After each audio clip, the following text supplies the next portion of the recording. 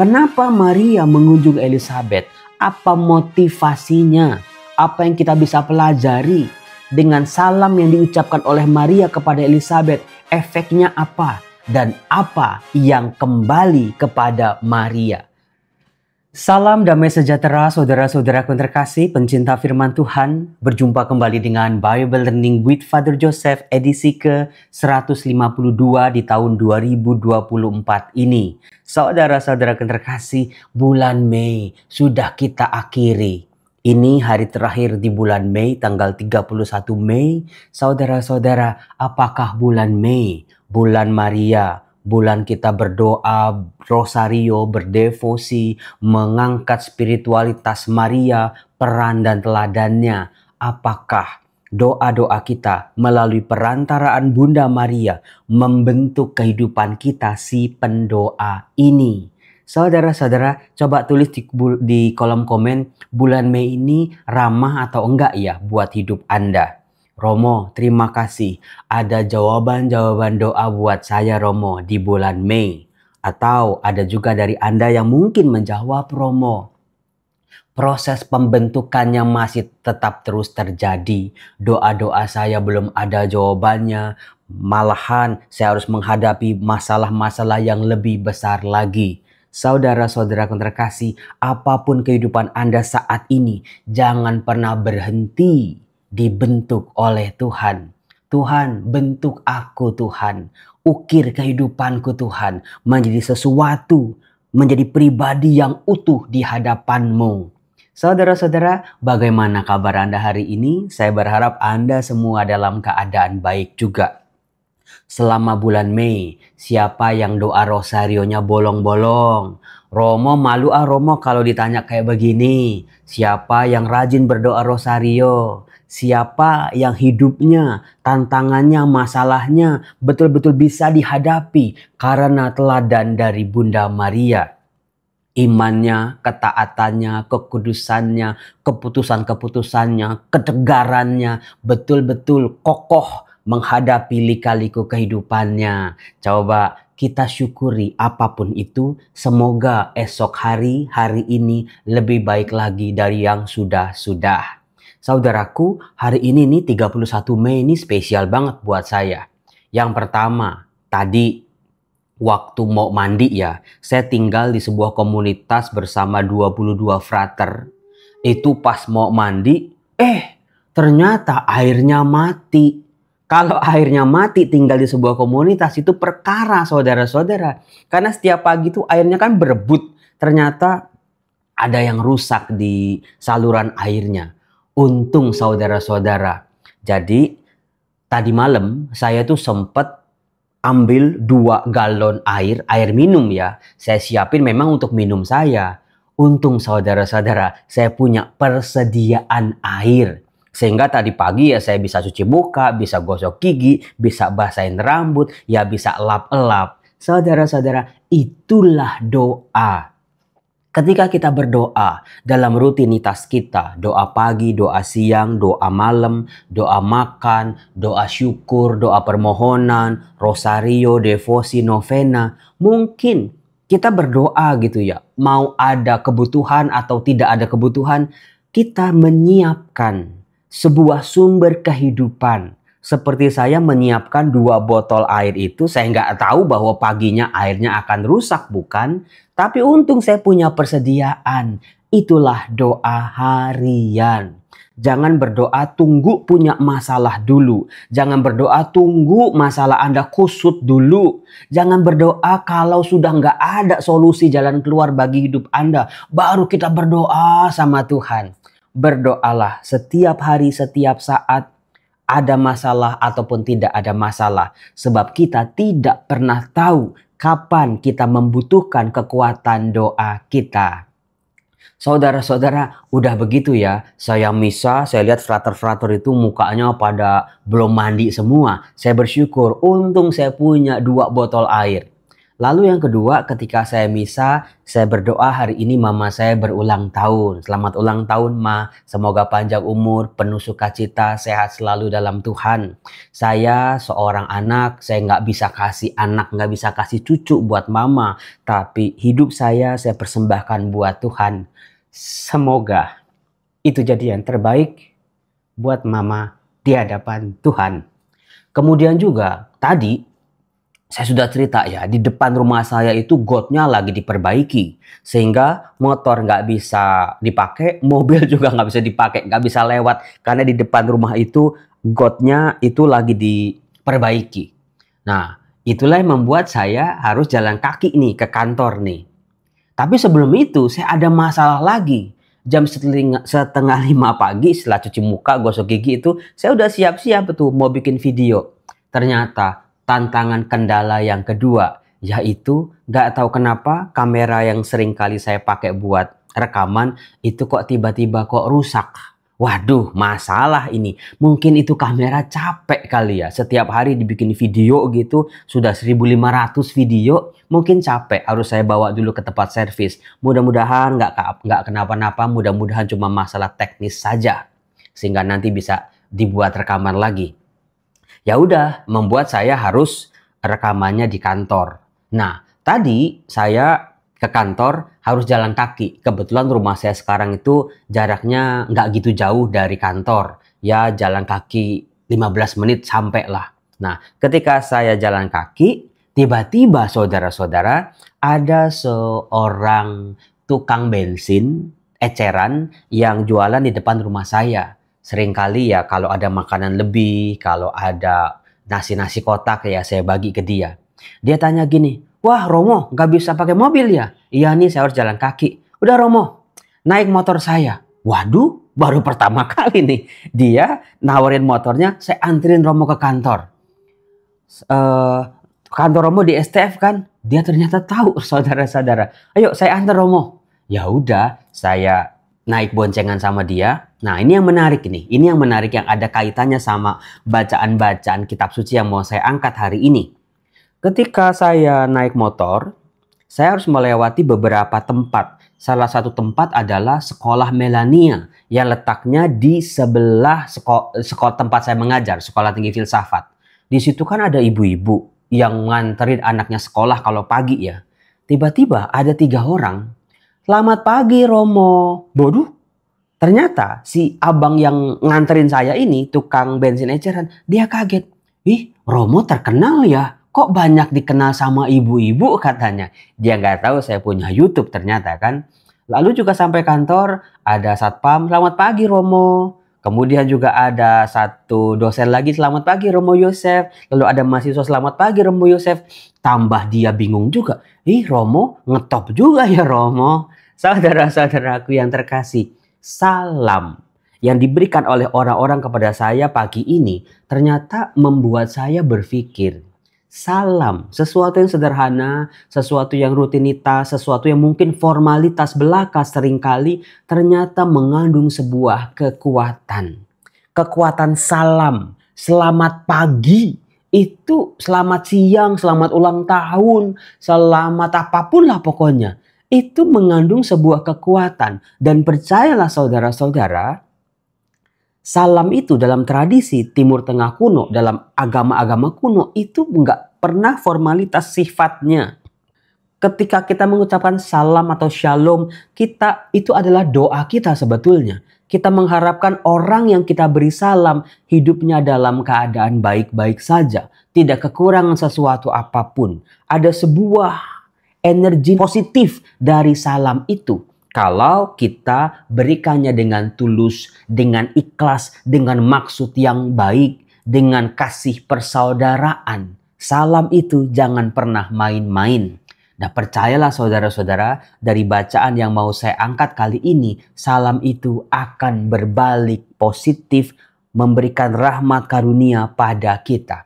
Hal itu bisa kita lihat dari bacaan Injil yang dibacakan oleh gereja hari ini. Gereja merayakan pesta Santa Maria mengunjungi Elisabet. Itu ada di Lukas bab 1 ayat 39 sampai 45. Kisahnya sudah sering saya angkat. Anda masih ingat bukan ketika saya bikin video, Anda pilih kotak apa? M atau E gitu ya. Nah, itulah saudara-saudara bagaimana relasi antara Maria dengan Elizabeth ini. Kenapa Maria mengunjungi Elizabeth?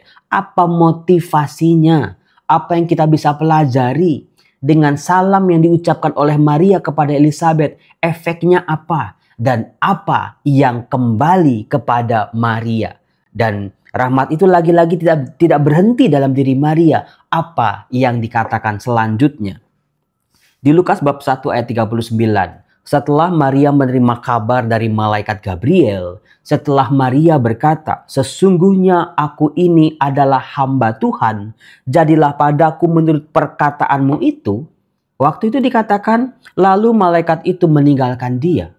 Sampai nanti akhir, tidak pernah lagi kemunculan eksplisit malaikat menemani, menggiring Maria, menuntun Maria dalam lika-liku kehidupannya. Seolah-olah Maria berjuang seorang diri. Tetapi ternyata Maria tidak sungguh-sungguh berjuang seorang diri.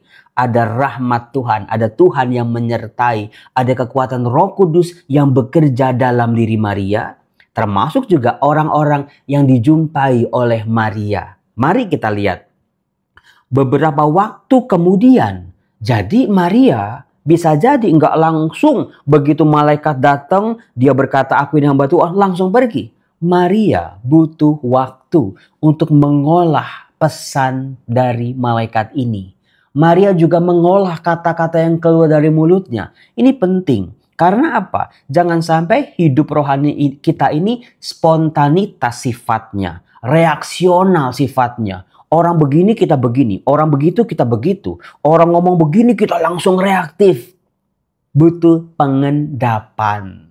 Dikatakan beberapa waktu kemudian Maria memproses itu secara pribadi, mengolahnya dalam hatinya, menjadikan rahmat-rahmat itu menjadi nyata dalam kehidupannya. Berangkatlah Maria dan langsung berjalan ke pegunungan menuju sebuah kota di Yehuda. Di situ ia masuk ke rumah Zakaria. Zakaria siapa? Seorang imam yang lagi bertugas di bait Allah. Di situ ia masuk ke rumah Zakaria dan memberi salam kepada Elizabeth. Sebuah salam diadaptasi oleh kita dengan selamat atau selamat pagi. Orang bilangnya mungkin halo atau shalom atau orang Itali ciao gitu ya. Ketika Elizabeth mendengar salam Maria, mungkin belum sempat salaman, tapi hanya mendengar ucapan yang keluar dari mulut Maria. Ucapan pertama yang dicatat dalam kitab suci setelah Maria menerima kabar dari malaikat, ucapan pertama adalah salamnya kepada Elizabeth. Dan ternyata efeknya luar biasa. Begitu mendengar salam Maria, melonjaklah anak di dalam rahimnya. Seolah-olah Yohanes di dalam rahim Elizabeth memberi sebuah tanda kepada ibunya. Ibu, orang yang baru saja mengatakan salam itu bukan orang sembarangan, ibu. Dia itu spesial, dia itu pilihan Allah. Melonjak kegirangan memberi syarat, memberi tanda kepada ibunya ini. Dan Elizabeth pun penuh dengan Roh Kudus. Lalu berseru dengan suara nyaring. Saudara-saudara, Roh Kudus yang bekerja, yang turun dalam diri Maria, ketika Maria memberikan salam, menular, masuk ke dalam, lingkupi juga Elizabeth. Itulah kekuatan salam Maria. Dipenuhi oleh Roh Kudus setiap orang yang mendengarnya. Alam semesta memberikan tanda. Semesta memberikan tanda siapa pribadi yang salamnya kita dengar ini. Elizabeth berseru dengan suara nyaring, "Diberkatilah engkau di antara semua perempuan, dan diberkatilah buah rahimmu." Dengan tanda dari Yohanes di dalam rahim, Elizabeth sampai tahu perempuan ini adalah perempuan istimewa, perempuan spesial, perempuan pilihan Allah. Dia diberkati di antara semua perempuan. Dan juga bukan cuma dirinya saja, tetapi juga rahim di dalam dirinya. Terpujilah buah rahimmu. Saudara-saudaraku yang terkasih, luar biasa ini efek dari sebuah salam. Nah, ternyata yang terjadi, rahmat yang bekerja dalam diri Elizabeth bukan hanya mengarah terus kepada Maria, tetapi salam Maria membuat Elizabeth menyadari dirinya juga spesial dan istimewa. Saudara-saudara, seringkali manusia dengan kemajuan zaman menjadi kompetitif hidupnya. Aku hebat, orang lain kalau bisa jangan hebat seperti aku. Aku harus di atas mereka. Aku harus lebih unggul. Aku harus lebih istimewa. Ternyata dua perempuan yang dikaruniai oleh Roh Kudus ini, yang tugasnya juga mengemban sebagai seorang ibu, dua tokoh istimewa dalam kitab suci, menyadari siapa dirinya. Siapakah aku ini? Sampai ibu Tuhanku mengunjungi aku. Sebab sesungguhnya ketika salammu, dikatakan dua kali kata salam kan berarti penting. Muncul di awal, muncul di akhir nih. Sampai kepadaku, kepada telingaku, anak yang di dalam rahimku melonjak kegirangan. Elizabeth menyadari ada petunjuk yang luar biasa yang bekerja dalam dirinya. Dan berbahagialah ia yang telah percaya, sebab apa yang dikatakan kepadanya dari Tuhan akan terlaksana. Kata ia, berbahagialah ia yang telah percaya. Hal itu bisa buat banyak kemungkinan nih, kata ia ya. Apakah Elizabeth menunjuk pada dirinya? Dia telah percaya pada janji Tuhan. Dia percaya meskipun dia tidak punya anak di masa tuanya, dia rasa percayanya, imannya akhirnya memberikan sebuah hasil. Atau kata ia juga mengacu kepada Maria yang memberikan salam kepadanya. Maria telah percaya. Kemudian juga bisa dikatakan juga iya, termasuk saya juga. Saya telah percaya dan juga termasuk Anda semua pembaca firman Tuhan. Berbahagialah ia yang telah percaya. Sebab apa yang dikatakan kepadanya dari Tuhan akan terlaksana. Bukan dari orang-orang kiri kanan, bukan dari musuh-musuh kita, bukan dari pemfitnah-pemfitnah kita, bukan orang yang dengan sumpah serapahnya kepada kita, tetapi yang dari Tuhanlah yang terlaksana. Maka saudara-saudara, banyak sekali kita mengalami luka. Bukannya kata salam, tetapi kata-kata. Seringkali orang tua, pasangan hidup, anak-anak, sahabat, teman, rekan sepelayanan, bos, atau orang yang gak dikenal mengatakan sesuatu yang negatif, lalu kita menjadi khawatir. Waduh Romo, saya dikutuk oleh orang tua saya Romo. Waduh Romo, saya difitnah Romo. Saya ini dijahatin Romo. Saya takut Romo itu akan terlaksana dalam hidup saya, dalam diri anak-anak saya. Saudara-saudara, dari peristiwa salam Maria ini kita bisa belajar. Anda mau percayanya yang mana yang mau terjadi dalam kehidupan Anda? Kalau saya mau percaya pada janji-janji Tuhan. Janji Tuhan yang akan terlaksana dalam kehidupan saya. Tuhan akan melindungi saya, Tuhan akan menerangi hidup saya, Tuhan akan menuntun saya dalam segala lika-liku kehidupan saya. Tuhan menyiapkan janjinya. Yosef, suatu saat nanti hidupmu akan berguna buat orang lain. Saya percaya akan janji Tuhan itu. Saudara-saudara yang terkasih, makanya saudaraku, coba mulai dari sekarang hati-hati dengan mulut, dengan kata-kata yang keluar dari mulut kita. Mungkin zaman sekarang bukan mulut lagi Romo. Ini loh Romo, jempol-jempol ini Romo. Seringkali orang nulis di kolom komen, di WhatsApp grup, di mana-mana di medsos. Wah, sumpah serapah, kebencian, hate speech dan lain sebagainya. Jangan saudara-saudara. Segala yang baik yang kita berikan kepada orang-orang di sekitar kita, kepada alam kita akan berbalik positif kepada hidup kita. Anda mau nggak ada sebuah timbal balik yang seperti itu? Ketulusan, kekudusan, ketaatan sangat diperlukan di sini. Dan ternyata Maria setelah dipuji seperti itu, dia tidak menjadikan pujian itu hanya untuk dirinya sendiri. Maka muncullah nyanyian pujian Maria. Dia mengagungkan Tuhan, dia memuliakan Tuhan. Semua rahmat-rahmat karya Roh Kudus yang bekerja dalam dirinya dikembalikannya untuk kemuliaan Tuhan. Saudara-saudara, meskipun kita menyebarkan yang baik, kembali menjadi baik. Jangan cuma ditelan sendiri aja. semua demi kemuliaan Tuhan. Seperti Maria berkata, jiwaku memuliakan Tuhan. Hatiku bergembira karena Allah juru selamatku. Sebab ia memperhatikan kerendahan hambanya. Sesungguhnya mulai dari sekarang segala keturunan akan menyebut aku berbahagia. Berbahagialah engkau Maria, sebab engkau menjadi bunda penebus, menjadi bunda gereja, menjadi bunda kami, menjadi pendoa buat kami anak-anakmu ini untuk sampai kepada Yesus, untuk mencintai Tuhan Yesus seperti engkau mencintainya secara luar biasa, untuk mengikuti Tuhan Yesus meskipun sulit dan berhadapan dengan hal-hal yang mustahil.